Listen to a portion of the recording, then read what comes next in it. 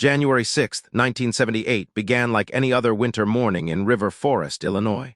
Snow sat heavy on the streets. The air felt quiet and cold. A man named Michael Volpe walked toward a large house on North Ashland Avenue. He had done this walk many times before. He had worked there for years. The house belonged to Tony Accardo. Volpe unlocked the door and stepped inside. He stopped at once. His heart began to race. The house was destroyed. Drawers were pulled out. Closets were empty. Jewelry boxes were smashed open. Papers covered the floor. The place looked like a storm had passed through it. Volpe moved deeper into the house. The bedroom was worse. The bed was torn apart. The walls were marked. The safe was open. Cash was gone. Jewelry was gone. Cigars were gone. Someone had taken their time. This was not a normal robbery. Everyone in Chicago knew that. Tony Accardo was not just a rich man. He was the most powerful crime boss in the country. No one robbed him by accident. No one robbed him without knowing who he was. Volpe felt sick. He knew this would not end well. He called Accardo in California. Accardo was on winter vacation with his wife. He listened without speaking. His voice stayed calm. He asked a few short questions. Then he told Volpe to call the police. The police came. They walked through the house. They took notes. They dusted for prints. They found nothing useful. The alarm had been bypassed. There were no forced doors. This was a professional job. Word spread fast. In the underworld, fear moved quicker than facts. People whispered in bars and back rooms. Someone had crossed a line that could not be crossed. Tony Accardo was 71 years old at the time. Many believed he was finished. Semi-retired, quiet, removed from daily business, they were wrong. Accardo had ruled Chicago's crime world for decades. He had served Al Capone. He had survived gang wars, trials, and betrayals. He had never spent a night in jail. He had lived by one rule above all others. Respect mattered more than money. The robbery was not about what was taken. It was about what it meant. Someone had entered his home. Someone had touched what belonged to him. That could not be ignored. Within days, Accardo made calls. He did not shout. He did not threaten. He asked questions. His people listened. They always did. Names began to surface. The same names came up again and again. A burglary crew led by John Mandel. Skilled men, trusted men. Men who paid their share to the organization. Men who knew the rules. Accardo already knew them. 2 weeks before the break-in, he had ordered Mandel's crew to return stolen goods from a jewelry store. The store was protected. The crew had obeyed. They returned everything. But they had not forgiven. Now Accardo understood the message. The burglars had wanted revenge. They wanted to prove something. They wanted to hurt his pride.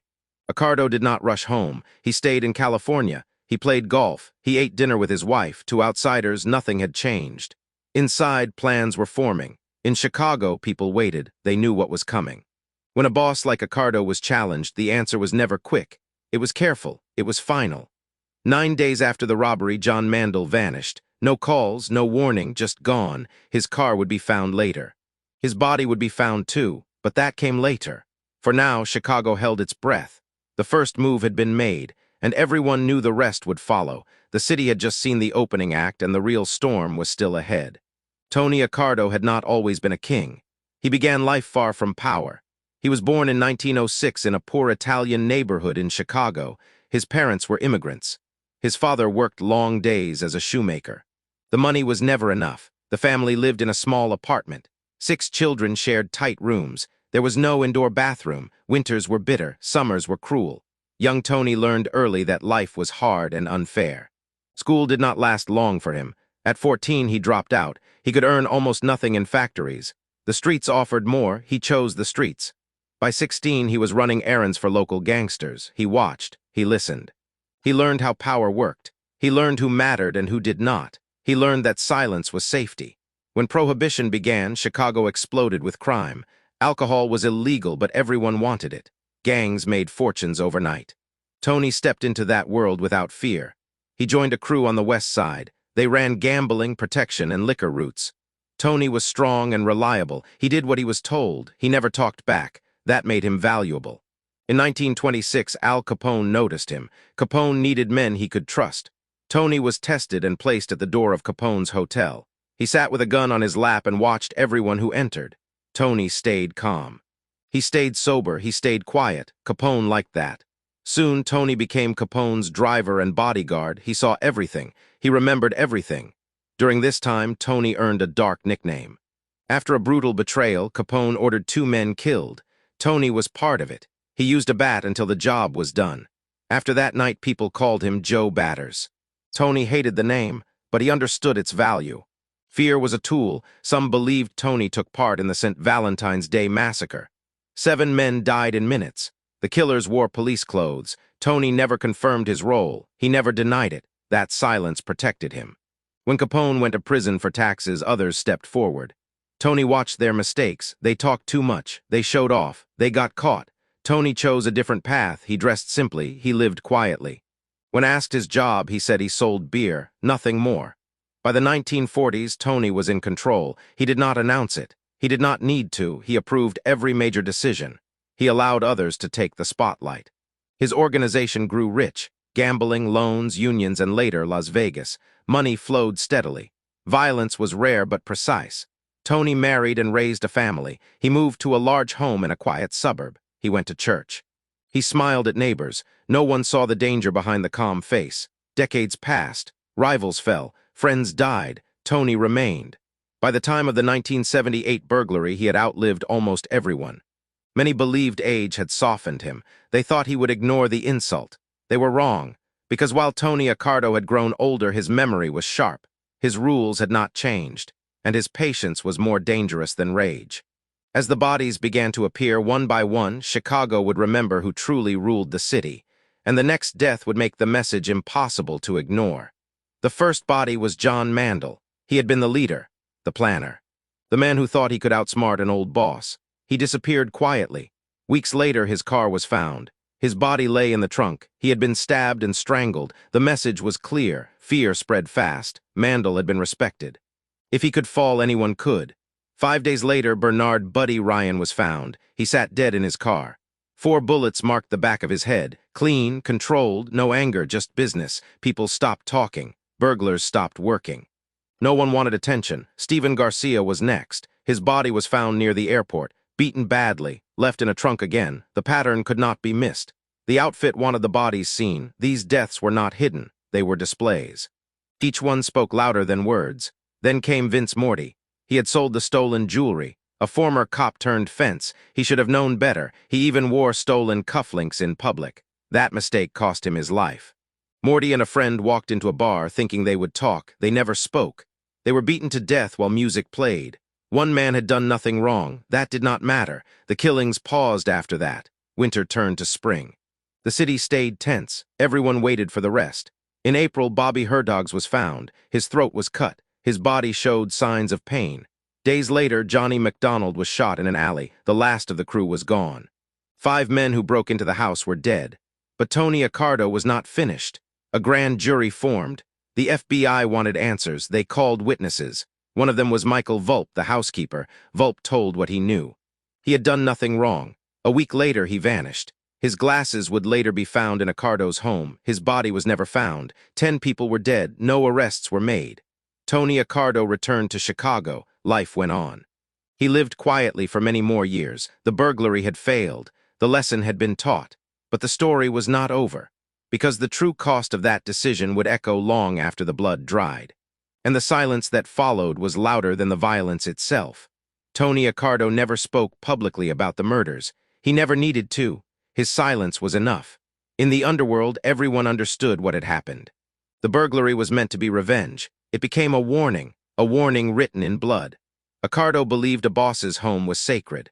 Crossing that line meant chaos. If he did not respond, others would try the same. Control would weaken. Fear would fade, so he chose a different path. He chose visibility. He wanted criminals to see the result. He wanted the city to remember. Law enforcement knew the truth. They had files. They had informants, but they had no proof. Witnesses disappeared. Evidence vanished. The structure protected the top. Accardo had designed it that way. He stayed removed. Orders passed through layers. No direct links. No mistakes. Even those who carried out the murders were later killed. They knew too much. That was part of the system. This level of control kept Accardo free, but it also showed his true nature. Loyalty meant little when power was threatened. Years passed. Accardo aged. He spent time with family. He avoided attention. He never bragged. In 1992, he died peacefully at 86. No prison, no trial, no punishment. The burglary of 1978 became legend. A single mistake that erased an entire crew. A moment that showed how deep fear still ran. It proved one thing clearly. The quiet men survived. The patient men ruled. And long after his death, the story still lingered. A reminder that some shadows never fade.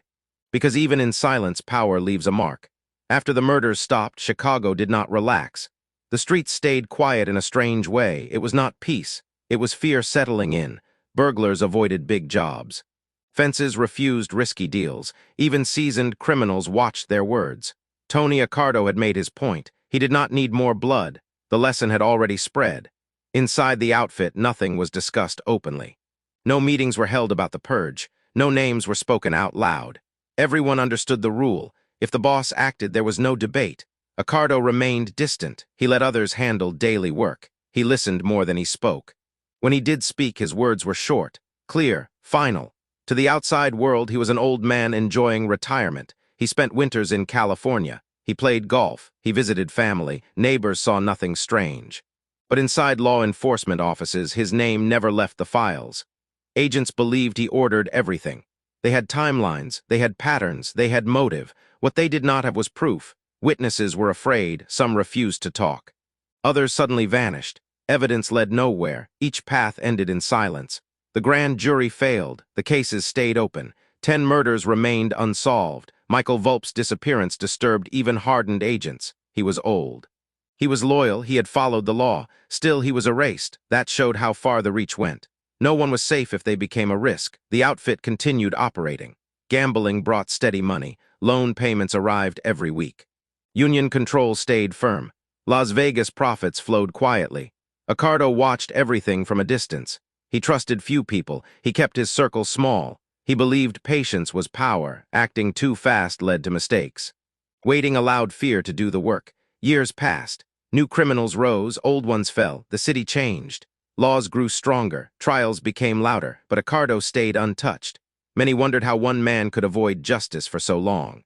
The answer was simple. He never needed to be seen. He ruled through structure, through silence, through others. The burglary crew had believed age meant weakness. They believed time had softened him. They believed wrong. Because when challenged, Accardo responded not with anger but with certainty. And certainty was far more deadly. Yet even this chapter was not the end. Because the true meaning of the purge would only be understood years later. When the old world finally began to collapse. By the early 2000s, the Chicago outfit was no longer what it once was. New laws had changed everything. RICO cases allowed prosecutors to attack entire organizations, not just individuals. Younger members made mistakes. Some talked, some cooperated. The silence cracked. In 2007, the family secrets trial exposed many hidden crimes. Murders were discussed openly in court. Names were spoken. Long-held secrets came out. Several high-ranking members were convicted. Life sentences were handed down. The outfit was badly damaged. But one name stayed mostly absent. Tony Accardo. He had been dead for years. His crimes were old. Too old to prosecute. His careful distance had worked. Former members spoke of him with fear and respect. They described him as calm, cold, extremely careful. They said he never raised his voice, never showed emotion. But everyone knew when he was unhappy. The burglary of 1978 came up in whispers. No one questioned who ordered it. No one needed to. The trial showed something important. Accardo had built a system that survived him. But it also showed that even that system could fail over time. Still, his personal record remained untouched. No charges, no convictions, no prison. He died exactly how he planned, quietly, comfortably, free. The 10 victims of the purge never received justice. Their families never got answers. The files remained open. To the law, the case was unfinished. To the streets, it was settled long ago. The burglary that started it all became a warning told in low voices. A story passed down to younger criminals. It was not about money, it was about respect. And it proved one thing above all else. In that world, crossing the wrong man once could erase your entire life. And sometimes, everyone around you as well. The story of Tony Accardo forces hard questions. How could one man control so much for so long? How could violence go unpunished? The answer lies in patience. Accardo never rushed. He never showed his hand. He let others take risks. Flashy bosses drew attention. Loud bosses attracted cameras. Accardo stayed invisible. He paid the right people. He avoided headlines. He trusted fear to keep order. The burglary exposed the truth behind the calm image. Beneath the quiet life was a system built on terror. Informants vanished. Witnesses disappeared. Even loyal workers could be removed if they became dangerous. Michael Volpe was proof of that. His fate showed that innocence offered no protection. The purge was not emotional, it was organized, timed, measured. Accardo wanted criminals to talk about it. He wanted law enforcement to know but not prove.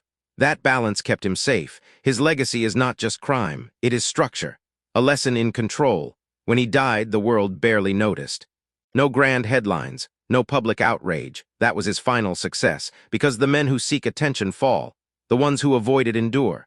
The burglary was supposed to embarrass him. Instead, it became his final demonstration of power. A reminder that even at 71, he was still the most dangerous man in the room. And that reputation outlived him. Long after the blood was gone, the burglary of Tony Accardo's home was meant to be a quick act, a quiet theft, a personal revenge. Instead, it became one of the deadliest mistakes in mob history. 10 people died, some guilty, some innocent, all erased. No arrests followed, no trials, no justice. Accardo lived 14 more years after the purge. He watched the world change. He watched his enemies fade. When he died, he left behind a legend built on silence. His story shows how power truly works in the shadows. Not through noise, not through fame, through patience, through fear, through control. The burglars thought the old man was finished. They thought time had weakened him. They were wrong. The purge proved that age did not dull his reach. It sharpened it. The city learned again who ruled it. Not the loud voices, not the reckless ones, but the quiet man who never needed to explain himself. That is the true story behind the burglary, not just a crime, but a lesson. A lesson written in blood, a lesson never forgotten, and a reminder that some men never lose power. They simply wait for the right moment to use it. Wait for the right moment to use it.